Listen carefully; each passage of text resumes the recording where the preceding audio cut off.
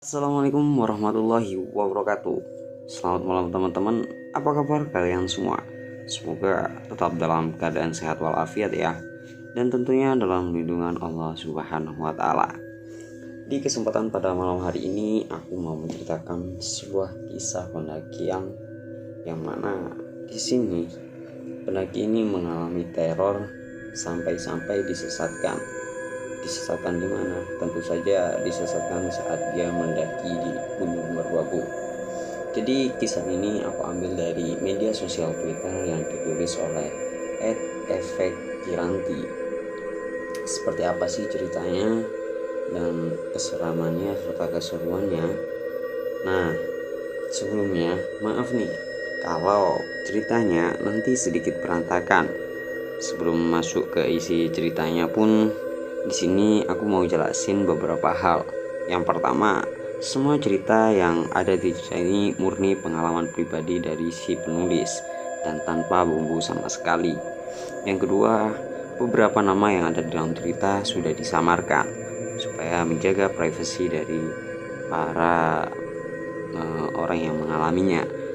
Yang ketiga, tujuan dari dibuatnya cerita ini bukan untuk nakut-nakutin atau bikin orang takut kalau naik ke gunung, tapi sebagai pembelajaran agar kedepannya bisa lebih berhati-hati. Jadi selamat mendengarkan dan menyimak cerita ini baik-baik, dan semoga teman-teman sehat selalu ya. Oh ya, apa kabar nih teman-teman semua? Semoga tetap dalam keadaan sehat walafiat ya, dan tentunya dalam lindungan Allah Subhanahu wa taala. Oke, langsung saja kita ke ceritanya. Namun sebelum itu, buat teman-teman yang belum subscribe, silahkan subscribe channel ini terlebih dahulu dan tekan tombol like-nya jika suka cerita-cerita seperti ini, dan share ke teman-teman kalian serta ke semua sosial media kalian. Langsung saja kita ke ceritanya tanpa basa-basi lagi. Sebelum tengah malam, jangan tonton sendirian.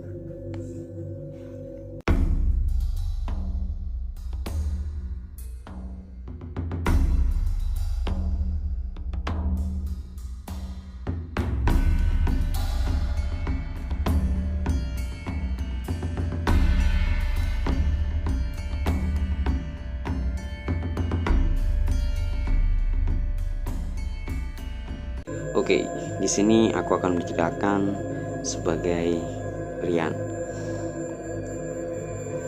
Kenalin, nama gue Rian, mahasiswa semester tua di salah satu kampus di kota Bandung. Pada saat itu, kampus lagi libur setelah selesai UAS. Gue sama teman-teman kelas berencana untuk naik gunung ke Gunung Merbabu di daerah Jawa Tengah. Naik gunung bagi gua dan teman-teman kuliah merupakan agenda rutin yang emang sering kita lakuin. Jadi bisa dibilang ini pendakian kesekian kalinya. Setelah gua ajak teman-teman sana sini, dapatlah 4 orang yang fix mau ikut naik. Jadi total berlima dalam pendakian kali ini. Singkat cerita, setelah urusan tiket bus, simaksi dan hal lainnya selesai, berangkatlah kami menuju terminal Cicaheum, Bandung untuk naik bis ke Boyolali pada hari Rabu malam. Bis yang kami tumpangi terbilang sangat nyaman, ada bantal dan selimut. Biasanya gue bisa tidur di bis, namun anehnya sampai jam 11 malam mata masih melek karena gue duduk di dekat jendela. Gue gak bisa lihat hutan-hutan gelap di sepanjang jalan. Jam udah nunjukin ke angka 1, tapi mata masih belum ngantuk. Udah dipaksain tetap gak bisa karena hemat baterai HP gue matiin. Jadi sekarang cuma bisa natap jendela. Di sepanjang jalan emang kelihatan jarang banget pemukiman, cuma ada hutan-hutan gelap sepanjang jalan kiri dan kanan. Akhirnya hal-hal aneh dimulai. Saat ini tanjakan ternyata busnya gak bisa mulus nanjak, jadi terkesan lambat. Gua yang duduk di jendela bisa lihat jelas pohon-pohon di luar jendela. Ketika gua lihat di salah satu pohon, ada bayangan putih menggantung di bagian batang. Awalnya gua kira layangan atau sinar bulan, tapi kok makin diperhatiin ternyata bayangan putihnya ngikutin, lalu bisnya pun pelan. Hingga akhirnya bayangan putih tersebut stuck di satu pohon Dan pas gue liatin dengan jelas, ternyata itu adalah sosok cewek lagi duduk sambil ngayun-ngayunin kaki. Sontak gue kaget. Gue cek berulang-ulang dan itu emang cewek. Mukanya gak jelas, jadi gak seberapa kelihatan gitu. Akhirnya karena gue takut, gue tutup jendela pakai hordeng dan mermin mata, maksain buat tidur karena gue takut banget. Ternyata gue bisa tidur, tapi hal aneh yang gue alamin belum berakhir. Ketika tidur, gue mimpi ditaring nenek-nenek pendek, rambut putih terurai panjang, wajahnya pucat. Dia bilang kalau gue bakal ngalamin kejadian yang menentukan hidup gue selanjutnya. Nenek itu juga nitip pesan kalau di dunia ini kita mesti sopan, ramah, dan bertanggung jawab. Pas bangun, gue mikir mimpi tersebut. Biasanya kalau sebelum pendaki mimpi aneh, gue bakal ngalamin kejadian aneh juga. Tapi gue berusaha tetap berpikir jernih. Gue coba istighfar dan berdoa agar diberi keselamatan. Setelah itu gue lanjut tidur lagi. Hingga akhirnya sekitar jam 6 tibalah kami di Terminal Lama Boyolali. Kami dijemput mobil sewaan yang telah gue kontak sebelumnya. Sebut aja Mas Andri. Beliau memang jemput pendaki. Setelah turun dan ngobrol-ngobrol sebentar sama Mas Andi, kami langsung diantar menuju base camp Selo. Sebelumnya kami minta diantar dulu ke minimarket dan pasar untuk beli kebutuhan logistik. Ketika sampai di pasar, teman gua berempat turun untuk mencari ATM dan berbelanja. Sedangkan gua diem di mobil sambil ngobrol-ngobrol ngidul sama sana sini sama Mas Andri. Hingga akhirnya Mas Andri bilang, "Kalian berani amat naik hari Kamis, nanti ngecamp malam Jumat, serem loh." Gua pun hening dan bingung. Udah, gak usah dibawa pikiran, yang penting sopan dan gak macem-macem. Mas Andri pun mencoba meyakinkan gua yang tampak kebingungan. Gua pun mengiyakan karena niat baik pasti akan baik juga segala hal di depannya. Padahal dalam hati deg-degan. Gua kaget karena gak ngeh kalau booking jadwal pendakian hari Kamis. Milih tanggal tersebut karena tanggal sebelum dan sesudahnya teman-teman ada agenda lain. Tapi ya sudahlah, semua pasti akan baik-baik aja. Di sini gue mencoba untuk yakin dengan diri sendiri. Setelah sampai base camp Selo, kami langsung istirahat sambil packing ulang carrier bawaan. Suasana base camp saat itu sangat sepi, hanya ada rombongan termasuk kami. Setelah packing dan sarapan beres sekitar jam 10, kami pergi ke loket untuk mengurus izin simaksi. Sebelum satu pendakian, gue yang emang dasarnya sangat peka terhadap hal-hal gaib, mewanti-wanti kepada teman-teman yang lain untuk lebih berhati-hati. Ngomong-ngomong, tim pendakian kali ini ada satu teman gue yang juga emang peka terhadap hal gaib juga. Sebut saja namanya Rama. Oh ya, gue dan Rama emang sering ngalamin pengalaman mistis. Kadang kalau gabut di kosan, gue, Rama dan satu teman lagi sering sengaja nyari hal-hal mistis di daerah sekitar kampus untuk sekedar nanya sejarah, tempat, dan lain-lain. Nanti hal ini gue ceritain di lain kesempatan ya. Oke, kita lanjutkan. Sebelum mulai pendakian, gue emang udah sempet ngobrol sama Rama. Kalau ada apa-apa, kita berdua mesti backup. Melihat gue agak khawatir, Rama pun meyakinkan kalau semua ini bakal berjalan lancar. Mulai dari sini, pendakian pun dimulai. Kami mulai pendakian sekitar jam setengah 11. Cuaca berawan dan agak mendung. Kami berjalan perlahan karena trek dari base camp ke pos 1 memang sedikit landai, namun jaraknya paling jauh. Tapi ada temen gua, sebut aja namanya Arya, yang emang jalannya agak lambat. Gua dan yang lainnya awalnya gak mau kalau harus ninggalin dia, tapi dia yang yakinin, karena gue juga percaya sama dia karena senior di Mapala kampus. Akhirnya gue dan 3 teman yang lain pergi menuju pos 1. Awan mendung bercampur dengan angin gak begitu kencang sih, tapi kerasa. Gak lama akhirnya ditambah gerimis karena pos 1 udah di depan mata. Jadi kita mutusin untuk pasang flysheet sembari menunggu Arya. Dan begitu flysheet selesai dipasang, hujannya pun reda. Mantap. Arya kelihatannya lama, Maka kami bertiga putuskan untuk seduh kopi, ngobrol sana sini sambil bercanda, hingga cerita-cerita konyol acara himpunan kami dari Aris. Ia bercerita kalau Rama pernah mabuk hingga telanjang. Kami pun tertawa terbahak-bahak di tengah keheningan. Aris menambahkan bahwasanya Rama saat mabuk terlihat konyol. Rama sampai naik-naik ke atas pohon, bahkan terlihat seperti kesurupan. Aris sampai memperagakan bagaimana Rama mabuk yang terlihat seperti kesurupan. Kami pun tertawa begitu kencang di tengah senyapnya hutan. Tak ada pikiran negatif kemanapun saat itu. Hingga setengah jam kemudian Arya muncul bersama dengan rombongan pendaki lain. Arya istirahat dan kami membereskan flysheet. 10 menit menunggu Arya istirahat, kami pun melanjutkan perjalanan menuju pos 2. Baru jalan 10 menit, tiba-tiba hujan pun turun deras. Kami bergegas menggunakan jas hujan. Arya kembali tertinggal karena kami pun bilang untuk menunggu di pos 2. Perjalanan cukup terjal. Di sepanjang trek gua merasa diawasi dari balik pohon. Hutan yang seharusnya sepi, gua rasa malah rame. Akhirnya kami sampai di pos 2 sekitar jam setengah 2. Istirahat dan membuka beberapa cemilan sambil menunggu Arya. Suasana di pos 2 sepi banget. Hanya ada 2 tenda yang berdiri. Mereka terlihat sedang memasak, namun ketika gua sapa mereka terlihat cuek. Lagi-lagi Aris mengejek Rama perihal mabuk. Kita kembali tertawa terbahak-bahak. Bahkan mereka berdua sampai bercanda seperti anak kecil, saling lempar tanah dan rumput. Gua hanya bisa tertawa melihat tingkah mereka berdua. Selang 45 menit, akhirnya Arya muncul dan istirahat. Kami pun memutuskan untuk makan siang. Nasi bungkus yang kami beli di base camp lumayan untuk mengisi tenaga yang mulai habis. Setelah makan, kami mulai berjalan menuju pos 3. Trek dari pos 2 ke pos 3 sudah cukup terbuka. Gak banyak pohon-pohon besar yang timbun seperti dari base camp sampai pos 2. Kabut pun turun. Pandangan hanya bisa melihat sampai 2 meter ke depan.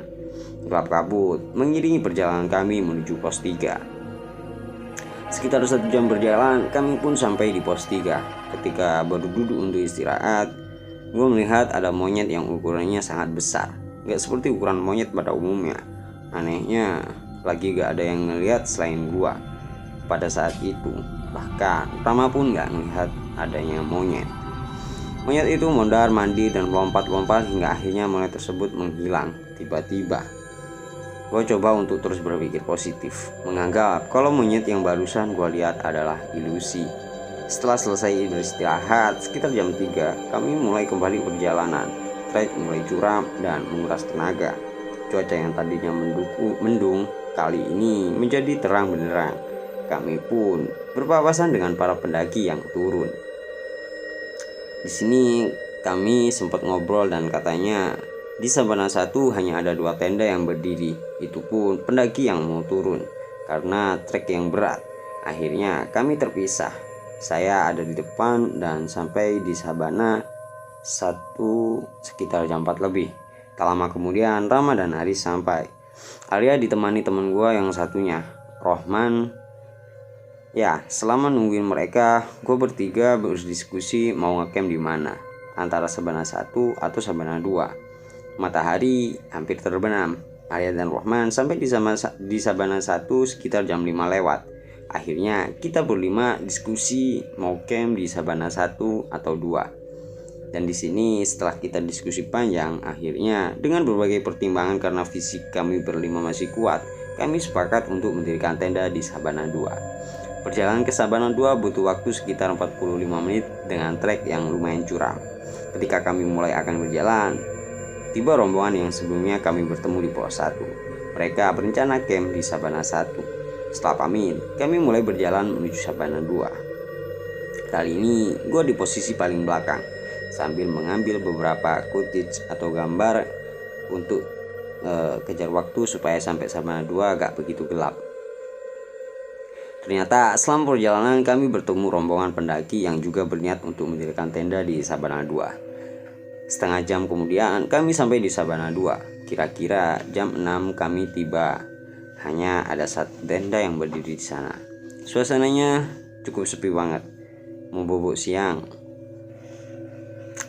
Kami mulai mencari lapak kosong. Gua pun kemudian mengusulkan di bawah semak-semak. Tujuannya, jika ada angin malam yang kencang dari atas gunung, tidak terlalu terasa. Lagi pula, lumayan banyak pohon untuk membentangkan flysheet. Yang lain pun sepakat. Kemudian kami mulai membangun dua tenda yang saling berhadapan. Jarak dari tenda kami dengan tenda rombongan yang lain kira-kira sekitar 100 meter. Agak jauh, tapi masih terdengar suara jika ada yang ngobrol. Setelah tenda dan flysheet berdiri, kemudian kami pun membagi tugas. Rama membuat parit, Rohman dan Arya berberes dalam tenda, Aris menyiapkan alat masak, dan gua membuat jemuran untuk pakaian kami yang kotor. Tali gua bentangkan membuat simpul dari satu pohon ke pohon yang lain. Ketika sudah beres, gua mendengar dengan jelas suara menggeruk di balik semak-semak. Suara geruman tersebut berulang-ulang. Di sini gua pun mencoba untuk permisi. Tak ada niat untuk mengganggu, lalu bergegas masuk ke tenda. Rama tertawa, ternyata dia juga merasakan hal yang sama. Gua selalu coba berpikir positif agar suasana menjadi hangat. Setelah selesai beres-beres, berbersih dan ganti baju, gua pun keluar untuk menggantungkan pakaian. Di luar sudah gelap, jadi gua putuskan untuk pakai headlamp. Ketika jalan menuju tali jemuran, ada sosok bayangan putih yang mirip dengan apa yang aku lihat di bus saat itu. Dia berdiri agak jauh membelakangi aku.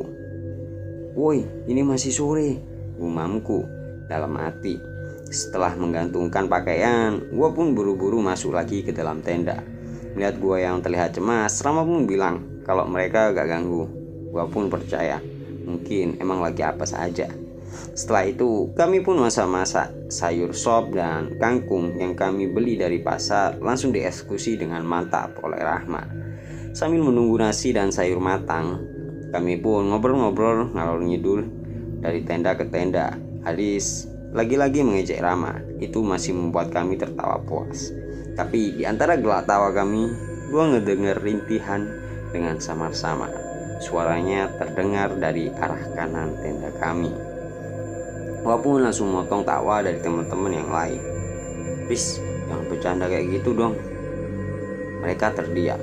"Mulai dari sekarang jangan terlalu berisik," ucap gua memotong keheningan. Mereka seraya mengerti apa yang gua maksud. Akhirnya kita mengganti topik pembicaraan, bercanda dengan wajar dan tidak terlalu berisik. Kenapa gua langsung potong obrolan mereka yang tadi? Di sini gua ngerasa kalau penunggu di area camp agak terganggu. Soalnya hal-hal yang gua alami sebelumnya sama persis dengan gangguan di Gunung Cikuray beberapa tahun silam. Dan di sini gua berusaha untuk tetap tenang. Singkat cerita, akhirnya sop, sayur dan nasi pun matang. Kemudian kami makan dengan lahap. Setelah selesai makan, kami ngopi dan menunggu ngantuk. Suasana hening dan gelap. Tak berselang lama, Aris ternyata kebelet buang hajat. Duh, Prabe. Meskipun manusiawi, tapi gua rasa tidak di situ yang tepat. Tidak di situasi yang tepat. Di sini gua takut penunggu dari camp di situ terganggu. Akhirnya dia pun pergi keluar. Gua titip pesan untuk permisi dan selalu berdoa. Aris pun mengiyakan. Gua pun akhirnya ikut pipis di belakang tenda. Sambil pipis, gua iseng-iseng senterin sekeliling. Pas gua nengok ke kanan, gua lihat Aris yang lagi jongkok. Awalnya gua bercandain, tuh sengaja gua senter. Tapi pas gua arahin senternya ke arah atas Aris, gua lihat sosok cewek yang sebelumnya ada di deket tali jemuran lagi ngegelantung di pohon dekat Aris. Matanya melotot merah, senyumnya dingin dan rambutnya panjang, hampir menyentuh tanah. Akhirnya gue gak bisa tidur, tapi gak lama dari situ Rama bangunin gue. Ternyata tenda kami rembes bawahnya, dan anehnya lagi, bagian rembesannya hanya di bagian kepala sampai kaki gue doang. Bagian matras Rama dan Rohman kering. Ngomong-ngomong, tenda yang gue tidurin dalamnya ada gue, Rohman dan Rama, sedangkan Aris tidur berdua bareng Arya. Balik lagi ke cerita. Ngeliat tenda rembes, gua pun coba ngecek parit. Ternyata gak ada air sama sekali. Di luar memang hujan, tapi cuman gerimis kecil dan angin doang yang gede. Padahal gua udah pakai footprint yang jadi alas tenda. Kenapa bisa? Gua mulai bertanya-tanya dalam hati. Dan yang paling anehnya, kenapa yang rembes cuma bagian gua? Akhirnya kita rubah posisi tidur. Bagian rembes ditutup pakai trash bag yang dibagi dua, dan gua pindah ke posisi tengah. Jadi dihimpit Rama dan Rohman. Heri dan Aris pun masih bangun memastikan kondisi tenda gua. Kira-kira saat itu sekitar jam 10 malam. Kami pun bergegas tidur lagi. Tenda kami sudah ditutup rapat. Gue coba tidur lagi, geser sana sini, pindah posisi, tapi hasilnya ini nihil. Aku gak bisa tidur, dan setiap aku merem, aku selalu terbayang sosok cewek di semak-semak tadi. Selalu setengah jam berlalu, gue masih belum tidur. Di sini aku gelisah. Akhirnya aku ngegerutu dengan nada kesel setengah teriak. Tampret, fix digangguin. Ternyata Rohman belum tidur. Dia juga merasa susah untuk menjamkan mata. Di sini aku pun minta Rohman untuk gak tidur, nemenin aku yang ketakutan. Terdengar suara batuk dari tenda Aris. Ternyata ia belum tidur. Aris merasa agak sesak karena batuknya lumayan mengganggu. Aku dan Rohman pun ngobrol-ngobrol santai, ngomongin tentang gaji PNS, dosen killer, dan lain sebagainya. Yang penting gak sepi-sepi amat. Hingga akhirnya di antara keheningan obrolan kami berdua, terdengar suara resleting tenda yang terbuka dan tertutup dengan jeda beberapa detik. Aku kira Aris atau Arya keluar tenda, jadi gak aku gubris. Tapi lama-kelamaan jadi aneh. Resletingnya malah kayak dimainin. Jadi kayak seperti itu. Roman juga ngedenger jelas di sini. Aku berani nanya ke Aris dan dia emang belum tidur. Riz, ngapain keluar? Tapi Aris malah menjawab, enggak. Aku kaget. Terus ngapain mainin resleting? Di situ aku mikir kali aja resleting sleeping bagnya. Dia masih jawab enggak. Enggak disentuh sama sekali. Oh, oke. Aku dan Rohmat hanya kebingungan. Suara tersebut benar-benar jelas dan kami berdua dengar. Akhirnya aku melarikan diri untuk ngecek keluar. Dan ternyata emang gak ada apa-apa. Aku senterin ke arah pasak dan tali tenda. Semuanya masih tertancap kuat dan kencang kokoh. Angin di luar cukup kencang. Kali ini gerimis sudah gak terlalu deras. Mungkin sisanya aja. Ketika tadi keluar, langit-langit benar-benar bersih. Bulan dan bintang keluar bersinar. Jam menunjukkan pukul 11:30. Rohman sudah tertidur pulas dan aku masih terjaga di tengah keheningan. Aku mencoba berbagai cara untuk bisa tidur, mulai dari baca e-book, main game, dan dengerin musik, tapi tetap gak bisa. Aku bengong liatin lampu tenda yang tepat di atas kepala. Aku renungin kenapa semua ini bisa terjadi dan kenapa cuman aku yang kena sialnya. Apa yang aku perbuat? Nah, bagaimana menurut teman-teman nih? Cerita pada hari ini aku lanjutin di part selanjutnya ya, karena aku rasa udah terlalu lama juga. Jadi buat teman-teman yang penasaran kelanjutannya, silahkan subscribe channel ini supaya kalian tidak ketinggalan part selanjutnya dari kisah Rian saat mendaki di Gunung Merbabu. Apa yang akan terjadi dan kenapa kok hanya Rian saja yang diganggu? Cari jawabannya di part selanjutnya. Oke, mungkin itu saja yang dapat aku sampaikan. Nah, buat teman-teman nih yang punya cerita-cerita horor, silakan kirim ke email yang udah aku siapin di kolom deskripsi ya. Dan jangan lupa juga subscribe dan like serta share ke teman-teman kalian. Askal Medi pamit undur diri.